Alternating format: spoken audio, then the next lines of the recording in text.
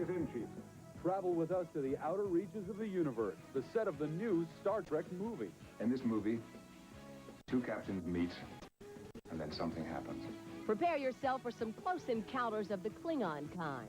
Who do you think spends more time in makeup every day, me or one of you? Well, I think we do. Your beauty is natural. Oh, good answer. Bonus round. Oh, well.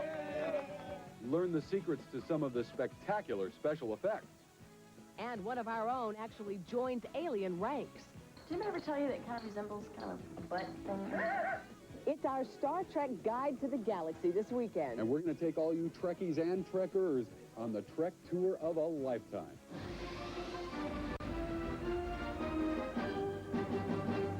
Hi, everybody. I think you'll be glad you're spending the next hour with us because we do have something special for you. I'm Lisa Gibbons. And I'm Bob Goen. Welcome to Entertainment Tonight this weekend. We're on the set of the movie Star Trek Generations. You can see they're in production right now behind us, blocking out a scene. And over the next hour, we are going to take you on a complete, no-holds-barred, all-access tour of the Star Trek universe. It's going to be fun. You know, the huge Star Trek world encompasses movies and television and merchandising and, of course, a huge international fan following as well. And we're going to take you on a Trekkie tour, an exclusive behind-the-scenes look at the latest addition to the Star Trek universe.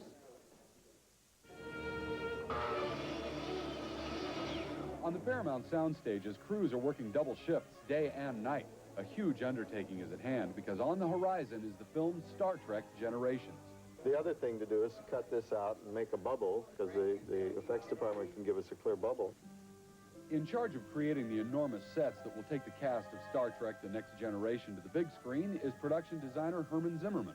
This particular script moves around so quickly. We are in 37 interiors and 7 exteriors in a little under 2 hours.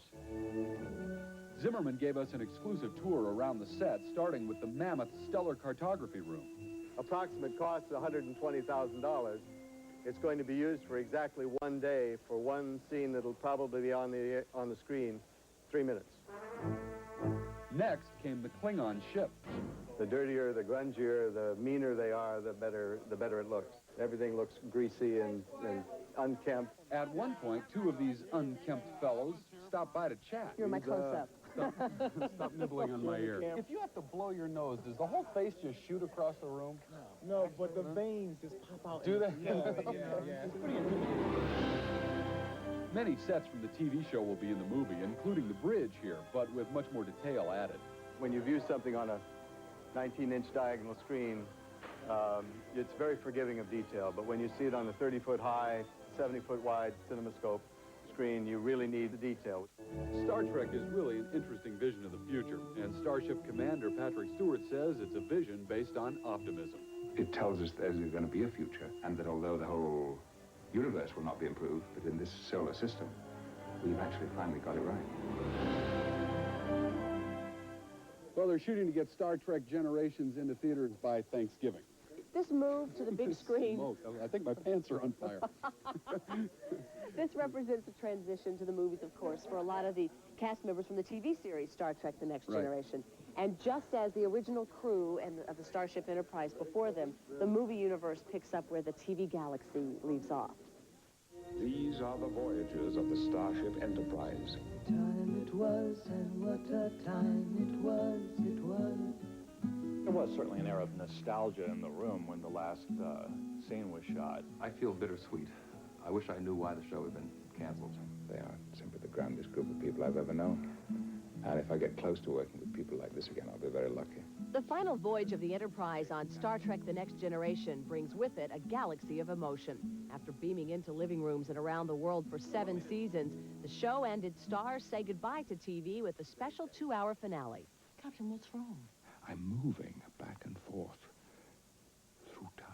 The episode finds Captain Jean-Luc Picard time-traveling to the bridges of Enterprise's past and future. That meant the reincarnation of some dearly departed cast members. Sir, can you give us some explanation? My first reaction was, well, wait a minute, how? You know, it was all a dream. I was in the shower or something, you know? And the premature aging of others, including Commander Riker himself, Jonathan Frakes. I should be so lucky. Look, it's the only guy who got older and grew more hair. But Jonathan doesn't have a lot of natural wrinkles. Yes, Mike! Did you get that? And we got little hair pieces that are going to fill in here, and fill in here, and then I've got my little freckle machine. Made it. This is actually the next day. I had a feeling you weren't going to listen to me. Stand by. But despite this quantum leaping through space and time, some things remain the same, like the snug spaceware crew member Marina Sirtis has spent 7 seasons squeezing into. One of the things you have to be on Star Trek is uncomfortable in your costume. It adds character. This is the industrial strength Starfleet regulation brassiere. My second favorite item, the men's support briefs. Because of course the men can't have a VPL, visible panty line. And I'm sure if you ask any of my fellow actors, they'd all say they wanted an extra large. Mark, I believe that you are the finest crew in Starfleet. Ending the series, only to begin a Star Trek feature film just days later, has made facing this final frontier on TV a little easier for this close-knit cast, but only a little. I'm going to miss the laughs. I'm going to miss going on the bridge and having your stomach hurt from laughing at the absurdity and the abuse that we heap on each other. A lot of relief, tinged with some sadness and some fantastic memories. All right, now stay with us, because when we come back, we're going to do a little time traveling through the years of the Star Trek universe. The inconsistencies are so compounded as to present a seemingly impossible phenomenon. The phenomenon began nearly 30 years ago. Quite illogical, but highly successful. A look back when we return. Report, Mr. Sulu. We're surrounded by Romulan vessels. Maximum of 10. Range, 50 to 100,000 kilometers. Engineering, this is the captain. I want full emergency power. Welcome back to our Trekking tour. We're on the set of the movie Star Trek Generations. Thanks to the movies and to television, of course, the futuristic fictional world that is Star Trek extends way beyond the 24th century. Tilt up the camera for a minute and take a look at this. Now, this is the engine room. This is a big deal because this is supposed to be the source of all the power for the Starship Enterprise. Yeah, but the spark that ignited the Star Trek world happened a mere 30 years ago, and it belonged to a very modest but very visionary man. Kirk here. We found something. What is it? I'd rather not put it on the speaker. It all started on September 8, 1966. This futuristic TV show with a cast of relative unknowns was the brainchild of Gene Roddenberry. Perhaps one of the primary features of Star Trek that made it different from other shows was it believed that humans are improving. They were vastly improved in the 23rd century and would continue. Captain, we're now leaving the neutral zone. Bearing into Romulan space.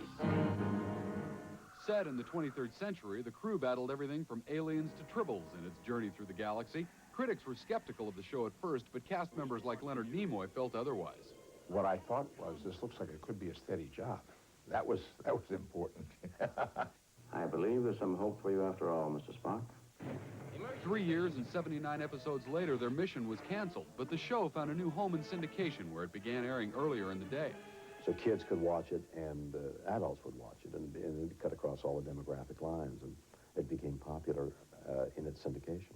That newfound popularity transported Star Trek to a cult-like status, and soon all the characters became household names, and show lines turned into catchphrases. Fascinating. I'm a doctor, not a bricklayer. That is quite logical, Captain. In 1979, the series beamed onto the big screen. The whole cast reunited for the film, which was a hit at the box office. Star Trek, the motion picture, the first one, was supposed to be the only Star Trek movie. That's why it was called the motion picture.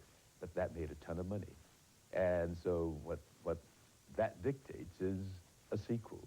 Hang on! And one sequel led to another.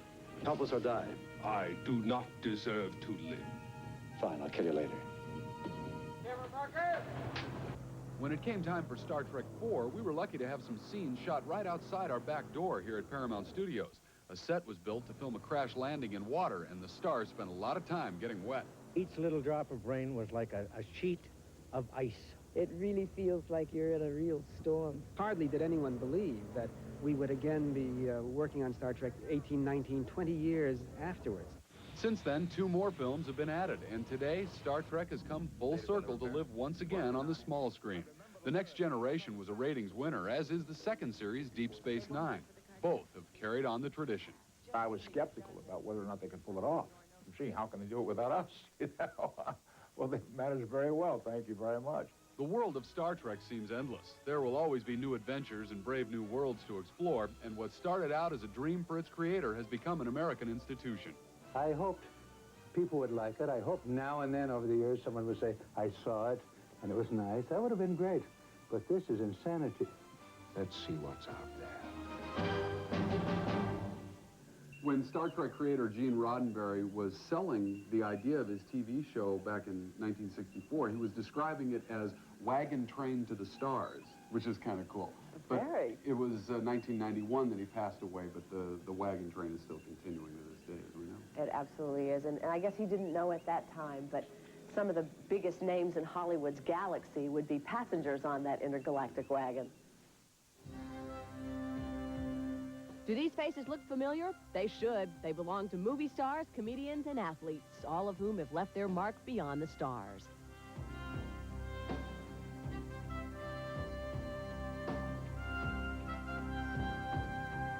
Every time you feel love, it'll be different.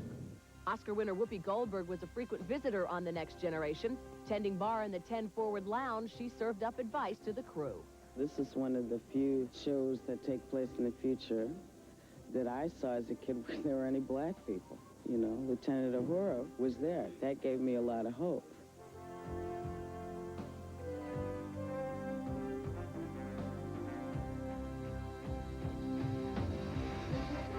This is Captain Morgan Bateson of the Federation starship Bozeman. Can we render assistance? Kelsey Grammer and Bebe Neuwirth may have bellied up to the bar at Cheers, but they were energized to be in The Next Generation. And everybody knows Kirstie Alley's name, but back in 1982, she got her big break on the big screen in Star Trek II. It was great. It was my first job. I was very grateful, don't get me wrong, and I really wanted to do it. I mean, I was thrilled when I got Star Trek, but I didn't know I'd be playing a Vulcan.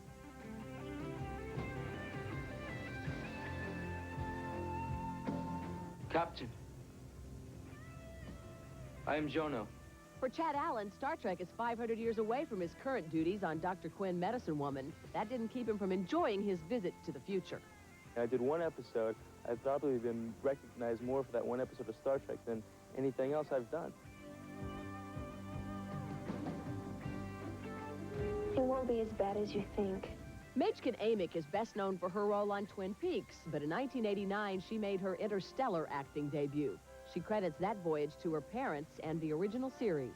I grew up with it. I mean, my parents had it on constantly. I had the bouffant hair and the tight suit, and it sort of reminded me of the original.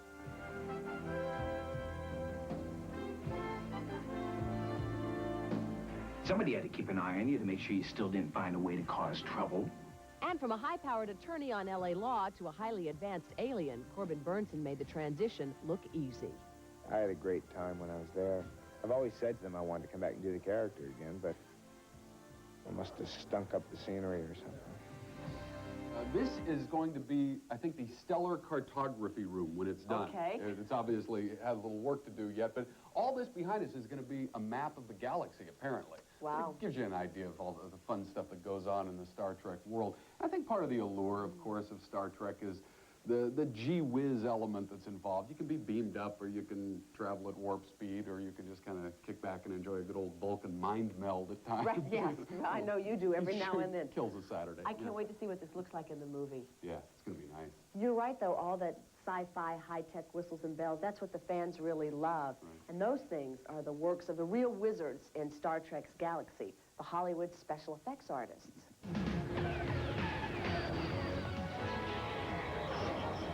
From intergalactic battles to shape-shifting aliens, transporter beams to time-space anomalies, the wondrous visual effects created for Star Trek are the work of a dedicated team of professionals. With an average of 60 effects taking place in any given current Star Trek episode, a wide range of movie-making magic is needed. Hey, pivot around, click counterclockwise. The Eagle has landed. To create those realistic images of starships in flight, highly detailed miniatures are first mounted, lit, and choreographed to perform a celestial ballet with a computer-controlled camera. Dan Curry is the show's visual effects producer. So this shot's going to be 5 seconds, and by the time we complete all the work, it'll probably have 150 man-hours. After several passes are shot and a star field added, the composited finished product appears seamless. Scenes that involve cast members are a whole different story. Watch how this scene on the bridge looks before it's composited. Other realities are emerging into our own. And now after. Other realities are emerging into our own. Some of the other realities on Star Trek are created with blue screen photography and also with computer animation. You have 30 frames a second, and you literally illustrate every single frame. But while Star Trek special effects have come a long way from the show's early days, its technical wizards still have some very old tricks up their sleeves. For instance, this molten, bubbling sun is actually oatmeal on a light table. And this stellar magma, it's just salt poured on a bowling ball and filmed upside down. But whatever the technology, whether high-tech or low, these master illusionists make visiting the final frontier all the more worthwhile. It creates a setting for the dream. It makes it a reality, I think. There's so much happening in that whole field of special effects, and the technological advancements that are occurring are really perfect for Star Trek, because every year it seems that the space travelers' adventures become more and more spectacular. Absolutely, and the same is true with the makeup artists on the Star Trek set. And some of the hippest people on the planet are the Ferengis. You know them, and we sent Leanza Cornett to sort of join their ranks. Okay, so everyone told me that when I moved out to Hollywood, I would probably change a lot. You know, my attitude, the way that I dressed, the way that I behaved. Well, the changing starts right now. My mission here at Deep Space Nine seems simple. Infiltrate the Ferengi ranks for a guest spot on the show. This is gonna be me, huh? Yes, it is. Did anybody ever tell you that it kind of resembles kind of a butt thing? Oh, something we don't talk about here. Now, what is this actually made of? This is a foamed latex that's whipped up and injected into a mold, and then it's stuck in a large oven down on stage 10 and baked for about, 3.5 hours or so. Wow. And they make pizzas down there, too? Yes. Good thing they put little holes in there for me to breathe. Mm-hmm. I just picked those out so you could breathe. So you've been picking my nose? Yes. I started to feel like I was fitting in when I got the Ferengi seal of approval from actor Armin Shimmerman, better known as Quark. So Ferengi. Great.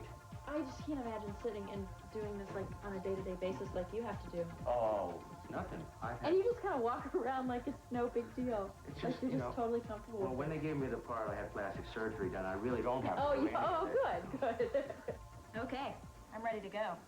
My big television Star Trek Deep Space Nine debut. Stand by for rehearsal, folks. As they come out, you will cross in Okay. against them. It's a big moment. I'm walking to the door. Luckily, I don't have any lines. I'll say them if I do. Action. What did who say? Commander Sisko, about my idea. In between takes, there were tips on Ferengi behavior from Armin. Now, when you're in pain, you have a certain sound you have to make. Repeat after me. Okay. Ready?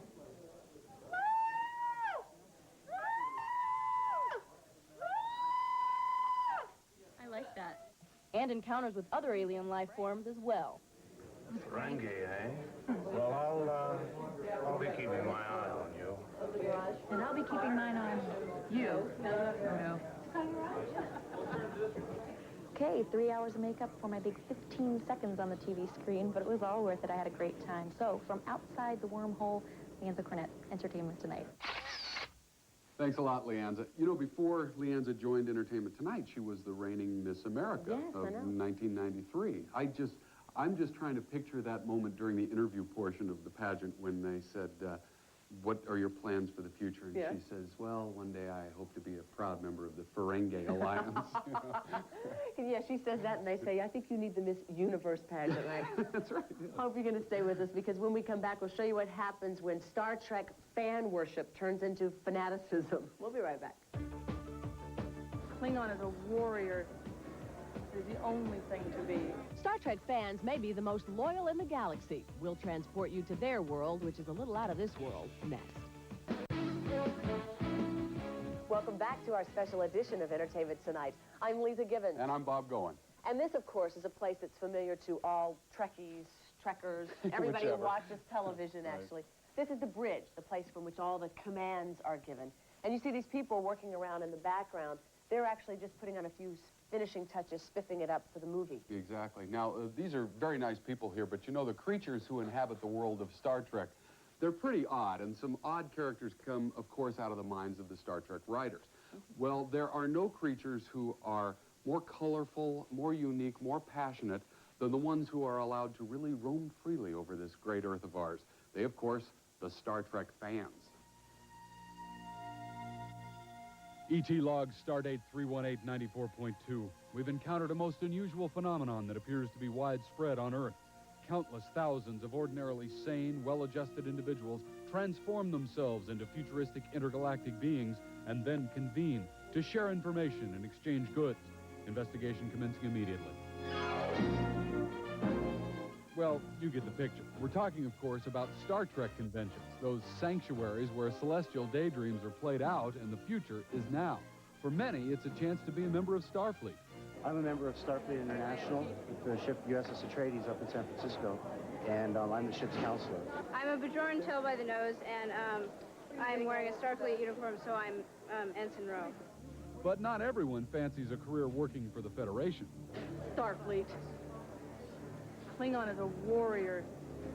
They're the only thing to be. Star Trek fans, whether they call themselves Trekkies or the more recently coined Trekker, also come to conventions so as to have close encounters with cast members. They personify what I think the human being should be all around. Of course, Star Trek merchandise is another big draw at conventions, and what a universe it is. There are guidebooks for the armchair warriors, phasers for the more active types, tricorders for the scientific, posters, plates, pins, and more accessories than you could shake a Romulan death stick at. These are Star Trek checks. They are accepted throughout the galaxy. And those Star Trek checks can also be used to buy plenty of new Star Trek merchandise that is just now making its way into stores. For the younger recruits who like to feel they're on the bridge of the Enterprise, a brand new interactive game has just hit the streets. You watch it and you see the people playing it, but you control it. And it's amazing how they do that. But wait, there's more. Captain, I am detecting an intruder. From talking lunchboxes to Borg banks, frisbees to yo-yos, classic Star Trek to Deep Space Nine, the plethora of merchandise out there is mind-numbing. As for what may lie ahead, who knows? The possibilities are as endless as space itself. The only certainty is that the Star Trek fan, ever eager, will be the first in line to buy. Boy, would Trekkies kill to be sitting where we're sitting right now? So jealous. Right here on the bridge. You know, I was here late at night one time. Bowling balls came out of this. No kidding. Absolutely, yeah. You know, at that last convention that we were telling you about, 15,000 Star Trek fans showed up for that thing. They're huge. Oh, I'm not surprised. And the fans are so loyal. Yeah. Well, let's say you are a Star Trek fan, and you do go to the convention. Right. And you buy all the merchandise. And you've seen all the TV shows and the movies, and you know the dialogue. What's and left? You still don't have enough for your obsession. Yeah? What do? I don't know. You go to Klingon camp. And that's exactly where we sent Michael Scott. Early morning at summer camp, a babbling brook, the raising of the flag, and a spirited rendition of the national anthem. That would be the Klingon national anthem. It's all part of the day here at Camp Klingon in Red Lake Falls, Minnesota. Eager followers of this hard-headed intergalactic race traveled here to bone up on their Klingon language skills. But before class got started, I was invited to take part in a little toast. Now, wait a minute, what is this, dishwasher liquid or what? Romulan ale. Romulan ale. I'm losing the head on it. You drink. Talking to some of the campers, I found they take Klingonese very seriously. I was at work, and I was going, and they were going, do you know how to speak? I was going, I have no idea what I just said.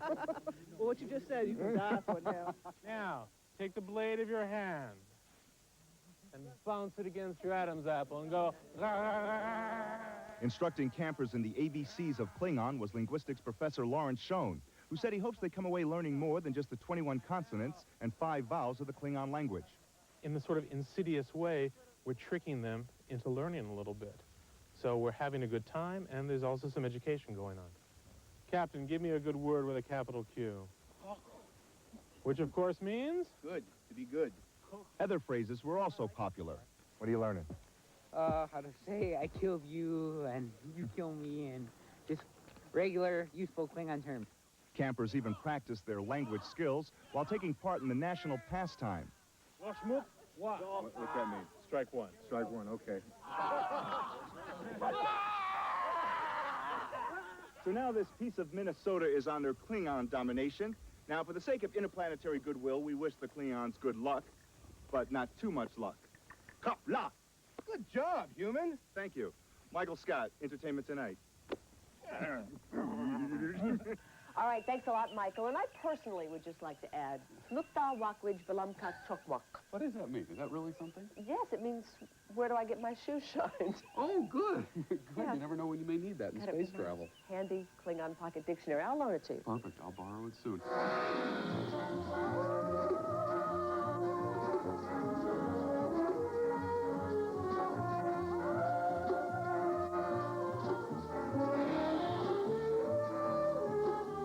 This is the Klingon headquarters here. This is where the Klingons live, I guess. It's very funky, Isn't isn't nice? it? It's great. Kind of know. dank and dark.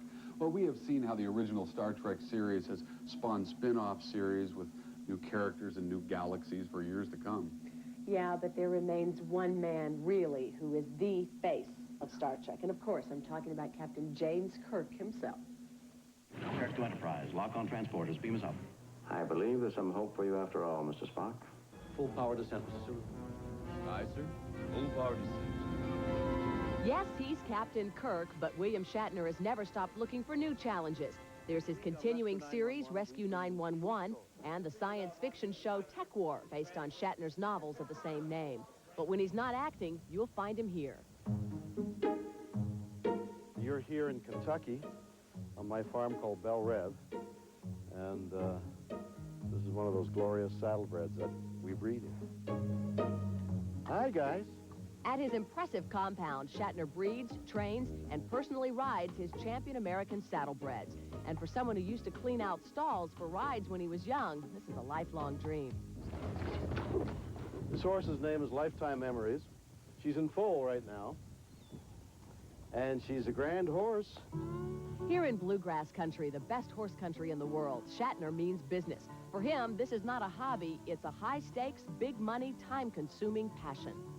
You look for the way the neck and the shoulders come up and the head. You look for the stretch of the baby. You look for the trot. Shatner insisted on showing us his pride, a horse he helped deliver some 3 years ago, and now a potential future champion. And she's just letting him play, letting him march around. And those stretches are just to build his muscle. Shatner's known as a horseman here on his farm, but what if he'll always be Captain Kirk to the rest of the world? It's fine. It's brought me the celebrity to come to this point, and so I'm nothing but grateful to Star Trek for all of that. I think it's interesting to watch the evolution of William Shatner. He started as an actor, of course, and became synonymous, really, with Star Trek.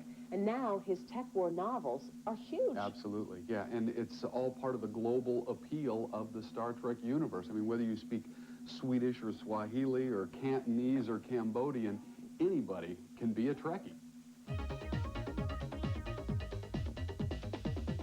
Audiences can see it in Zimbabwe, Liechtenstein, and Sri Lanka. The 3 Star Trek TV series really have intergalactic appeal, and we bet you never knew Captain Kirk and Captain Picard were so linguistically gifted. Les manuels sont disponibles pour tout le monde. It's a hit in France and in Italy. Ammetterà, data che il compito affidatoci dalla flotta stellare è difficile. Wegen Mordes? Wieso ist dann auf freiem Fuß? And Trekkies also love these shows in German and Spanish. Así que le agradeceré vista su uniforme. Pero me quité el uniforme por ti, Tata. What was that again? So, you should get into uniform. But I got out of my uniform for you, Data. In Japan, the fan mania is at fever pitch. Wedding fever, that is. Listen carefully, and you'll even hear the movie title Star Trek VI, The Undiscovered Country, worked into this couple's vows.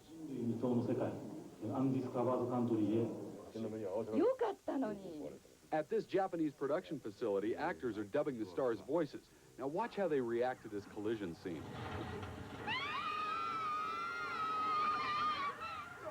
And check out how the children's tune Frere Jacques gets translated in this scene as Captain Picard tries to help a bunch of frightened kids up a steep ladder.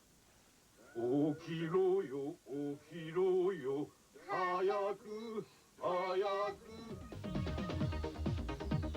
Then there's this London pub. It's new this year, and if you drop by, get ready for Star Trek overload. There's Romulan ale at the bar, pinball games, and different TV episodes screened nightly. It's also a smash hit. Had some upsetting phone calls. A little 7-year-old boy phoned me up, wanted to come down, but of course licensing laws don't allow a 7-year-old in a pub in England. And he burst into tears on me, and I felt rather sad about that one. I came in with my son, who asked me to come. Well, she's my mom. I wanted to bring her along. This guy stopped in not realizing it was a theme bar. Well, I just finished work, and I come in for a pint, so beat me up, Scotty. Star Trek The Next Generation is on the air in 66 countries worldwide. It is incredible. Amazing. You don't want to leave us now, because when we come back, we're going to spend a little time with a guy named Worf. Getting around in space. Yeah, this isn't even space. This is Hollywood. and this isn't even the way out. Oh, this is great. This is great. It's a dead end, but I know what this is. This is where they had that big intergalactic battle between the Klingons and Sofa World. Incoming! There we go. Most actors, I think, would be thrilled to be here where we are, even though we are long. I know it. Don't know where. But it would be great, you know, to have a featured role in a very successful TV series like Star Trek. Absolutely. There's one guy who has such a role in an absolutely successful TV series like Star Trek, but nobody recognizes him without his ears and his nose piece. It's a problem. Captain, forward velocity is down by 0.6%. With his Klingon spine running smack up the middle of his oversized forehead, and with a nose only a mother or plastic surgeon could love, Lieutenant J.G. Worf cuts quite an imposing figure. But lurking deep beneath all the hours of makeup lies Michael Dorn, a private man who enjoys both his stardom and his anonymity. I sort of got a taste of the stardom without really being a star, you know what I mean? I see my colleagues who are very recognizable and flagged down in airports and, you know, sort of pawned over, and I'm glad for them, but I'm glad it's not me. Instead, what really gets Michael's motor running is his passion for flying, and not just in some single-engine prop-driven crate, but in serious jet aircraft like his 500-mile-per-hour pedal-to-the-metal vintage T-33 Thunderbird. The only problem is he's grounded. While Michael is working on the new Star Trek movie, his contract forbids him to pilot a plane because of the potential danger. He remembers when his lawyer broke the news to him. I was like stunned. Stunned. I was just, what do you mean? I can't, like, fly a lot? And he says, no, you can't fly at all. And it was tough to take. A longtime single-engine flyer, Michael got the need for speed after going aloft with Navy and Air Force pilots. It is probably the best Disneyland ride you can imagine. Probably the biggest rush that you ever want to have. I mean, if you can stay awake, you know. I mean, sometimes, you know, you pass out with all the G-forces and things, but basically it is a dream for me. Michael says he was surprised to learn that many of the military pilots that he's flown with are some of his biggest fans. There is some camaraderie. I mean, and especially they identify with my character, Worf, because he is this kind of warrior guy. I mean, he's fight first, ask questions later. For now, Michael counts down to June 7th. On that day, he'll be able to fly once again, but only after he's put on his Klingon makeup for the last time and said goodbye to his Star Trek family. It's going to be a sad day because, you know, my friends, I won't see them anymore. But it's going to be a happy day in terms of this, of course, you know, so I can get back out there and start flying again. Well, Michael is a good actor, isn't he? Yeah, nice guy. Yeah, and what a performance with all that makeup on. Well, we have kind of wound our way through this circuitous maze that is the Star Trek set. We found our way into sick bay here, and I don't know if you see all these, they have these little stickers on everything here. Yeah. The graphics department trying to add authenticity to the set, but if you look very carefully, look, one of the secrets of showbiz, this is the optical data net service access, but in the small print it says, just sit right back and you'll hear a tale of a faithful trip that started from this tropic port aboard this tiny ship. I think the graphics guys got bored one day and they're just having fun. High-tech sort of medical data all around. No, it's showbiz. One of them over here has movie lines and their lyrics from a song. Yeah. Real insight They're stuff. having fun, yeah. But you were talking about Michael. He is a good actor and a nice guy. Not only that, but he's one of the really important leading men in Star Trek history. Right. And I guess people have had the tendency to think that all that space traveling and world conquering was pretty much a macho thing, a male domain. It's not? Well, the women, as you know, have certainly evolved and come a long way. Fires 6 photon torpedoes across Jassad's bow. We only have 6 photons, Major. We're not going to win this battle with torpedoes, Chief. Aye, sir. Times certainly have changed a lot for the women of Star Trek. When the show first premiered in 1966, you would never have seen a woman taking command of the Enterprise. As a matter of fact, when 1, 2, and 3 in command went off the ship, they would have a male ensign take over the ship before they had who was a lieutenant at the time. Captain, that's the old Morse code call signal. Thank you, Lieutenant. CQ, CQ. We're reading it, Lieutenant. But by the time Star Trek The Next Generation came along, the roles for women had become much stronger. Well, I can heal it, of course. The ship's doctor is now a woman. I'm very happy that I play a character who is a very good, strong role model for young women. But both Marina and I have had to fight to get even more out of our characters because even in the 24th century, there still are sexist things going on. But Marina Sirtis, who plays the ship's counselor, feels her character wields a lot of power. She is the only person who really ever tells the captain off, who has the freedom to walk into his ready room and say, hey, sit down and just listen to what the deal is right now. And now there are the women of Deep Space Nine, who are proud of their roots, but can't help being amused by their predecessors. They had go-go boots and short skirts on, let's face it, that's... what, like bright pink lipstick? The fact that the women in the show are very strong, very powerful, and that's what I really love about this. Well, perhaps we could discuss these new rules over a drink. If you don't take that hand off my hip, you'll never be able to raise a glass with it again. Well, I think that we have truly gone where no one has gone before. I knew you'd have to say that before we got out of here. It's the Trek tour of a lifetime this weekend. But before we leave you, let's show you what we have in store for you next weekend. Don't worry, nothing to worry about. I got it all under control. Yeah, well, I remember my first runaway stage.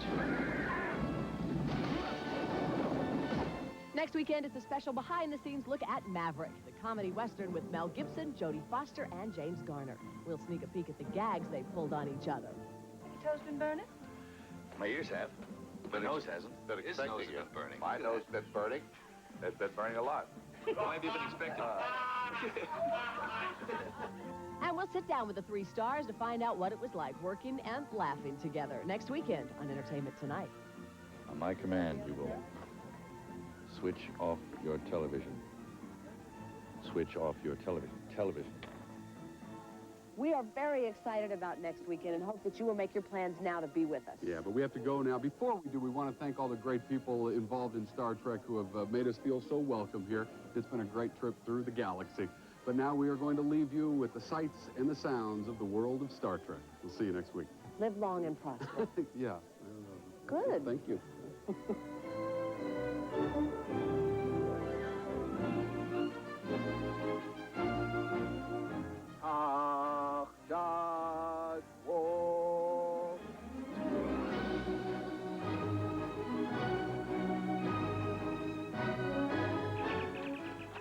Starting over on the movie channel, Harry Hamlin stars as a psychotic surgeon who stalks his own wife with deadly intentions again. Next up on Sky One, we've some real news in Honor Bound. This is is a big deal because this is the source of power for the entire Starship Enterprise. It sure is. But the spark that ignited the thing. So this is it for now. This is a skull cap. Prepping your head to go so that the mask will go on. I think I'd make a pretty darn unattractive bald woman. We take the ship into the center of the phenomenon that we create a static warp shell.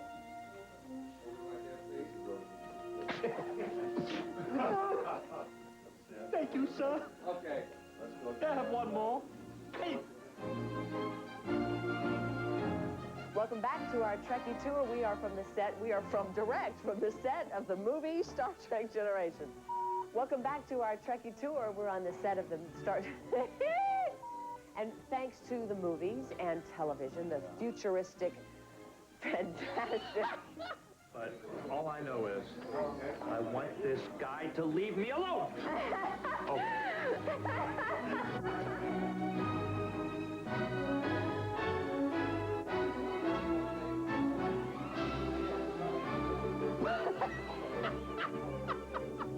Did I ever tell you that it kind of resembles kind of a butt thing? But there's really one man who kind of remains the face of Star Trek. And of course, I'm talking about Captain Fire! Oh my God, under the desk.